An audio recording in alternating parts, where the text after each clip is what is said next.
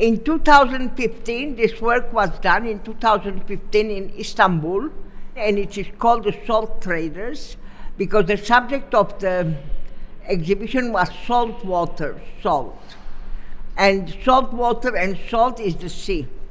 So I did this work, and it also revolves around the situation of how we first encounter salt in our lives. In our mother's womb, we have water, we are surrounded with water, and this water has salt. But we did not have salt always in our daily life. And eventually it became used to preserve food. With preservatives, you could eat in the winter vegetables as well as in the summer, while in the winter before you had very limited food. The lifestyle with salt changed the concept of the world. Salt is something we get from the sea.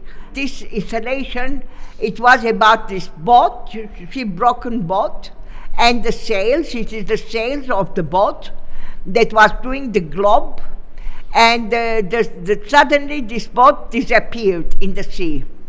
And when the boat disappeared, after 1,000 years with the echo now we have of the climate change, the waters of the sea went away and this boat came up.